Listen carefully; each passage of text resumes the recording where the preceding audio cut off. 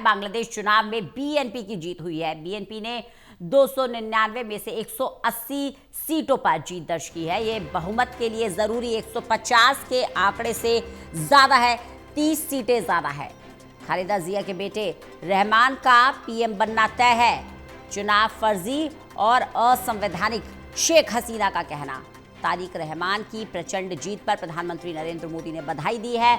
बांग्लादेश के आवाम ने आपके नेतृत्व पर भरोसा जताया है। पीएम मोदी का कहना, लोकतांत्रिक और प्रगतिशील बांग्लादेश के साथ मजबूती से खड़ा है भारत। प्रदीप कुमार हमारे साथ, हमारे एसोसिएट एडिटर जुड़ गए हैं ज्यादा जानकारी के साथ। प्रदीप जी, पड़ोसी मुल्क में हिंसा देखी, अल्पसंख्यकों पर किस तरह से हमले हुए वो भी देखा, किस तरह से शेख हसीना मुल्क छोड़कर भागी वो भी देखा, और अब ऐसा लग रहा है कि हवा बदल रही है बांग्लादेश की।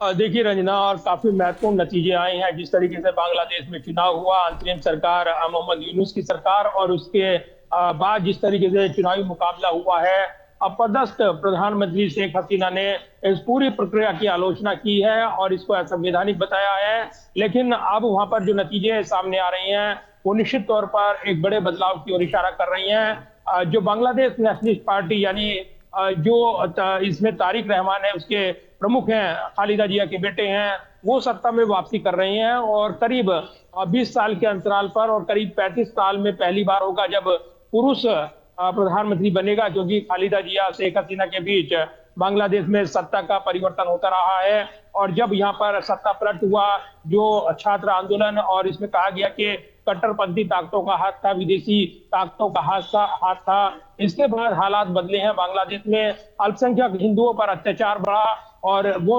मोहम्मद यूनुस की सरकार निशाने पर आई। तो अब जो हालात में बदलाव, यानी चुनावी लोकतांत्रिक प्रक्रिया का हवाला दिया जा रहा है, लेकिन एक संवैधानिक सरकार को हटाया गया और जिस तरीके से अपदस्थ किया गया प्रधानमंत्री शेख हसीना को, उन्होंने इसकी आलोचना की है। लेकिन अब जबकि यहाँ पर परिवर्तन हुआ है और पहले ही भारत ने इस मुकाबले को करीब से देखना शुरू कर दिया था, जब तारिक रहमान की वापसी हुई थी, यहाँ पर वो निर्वासित थे, और जब खालिदा जिया बीमार थी तब वो देश लौटे थे, और उसके 5 दिन के बाद ही उनका इंतकाल हो गया था। उसके बाद बीएनपी की पूरी कमान संभाल ली थी तारिक रहमान ने।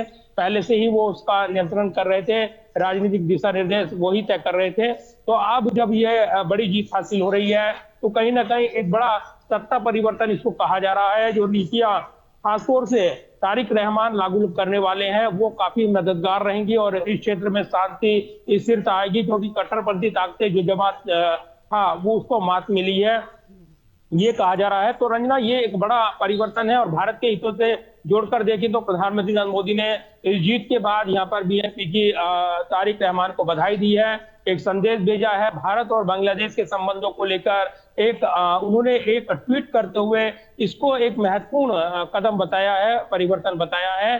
तो सीधे तौर पर भारत ने नई सरकार को शुभकामनाएं दे दी हैं, जो कि तारिक रहमान के नेतृत्व में बनेगी।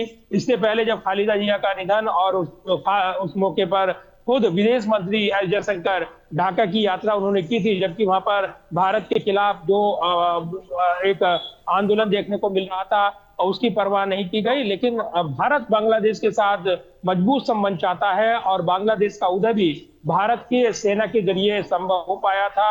ऐसे में बांग्लादेश में स्थिर सरकार भारत के हित में रहेगी और इस पर नजरें भारत की बनी हुई हैं। बीते कल ही विदेश मंत्रालय के प्रवक्ता रणधीर जायसवाल ने बयान भी दिया था कि अंतिम नतीजे आने के बाद भारत सरकार इस पर अपना बयान जारी करेगी। लेकिन प्रधानमंत्री ने इस बीच ट्वीट किया है और नई सरकार के प्रमुख जो बनने जा रहे हैं तारिक रहमान, उनको शुभकामनाएं दी हैं। भारत बांग्लादेश के संबंधों को महत्वपूर्ण बताते हुए प्रधानमंत्री ने एक बड़ा मैसेज दिया है। जी प्रदीप जी, भारत ने तो शुरुआत कर दी कि बांग्लादेश के साथ संबंध सुधरें, लेकिन क्या तारिक रहमान इन संबंधों को सुधारेंगे? और क्योंकि इससे पहले खालिदा जिया देखा था हमने कि किस तरह से भारत को लेकर उनका रुख रहता था, तो क्या तारिक रहमान अपनी मां के पद चिन्हों पर आगे बढ़ेंगे या हटकर कुछ नई राजनीति करेंगे? देखिए, तारिक रहमान की जो नीतियां दिखाई दी हैं अभी तक भारत के साथ, वो एक मजबूत संबंध जरूर चाहेंगे भारत के साथ, जिस तरीके से खालिदा जिया का रिश्ता रहा है। तो ऐसे में बीएनपी भारत के हितों को कहीं ना कहीं वो उसके प्रति नरम रहेगी, ये नीति दिखाई देती है। क्योंकि जमात की अगर वापसी होती वहां पर कट्टरपंथी जमात जो कि भारत के विरोधी उसका एजेंडा था, तो उसके मुकाबले बीएनपी जो बांग्लादेश नेशनलिस्ट पार्टी है उसकी वापसी हो रही है सत्ता में। तो देर सवेर अवामी लीग को भी चुनावी मैदान में उतरने का मौका मिलेगा।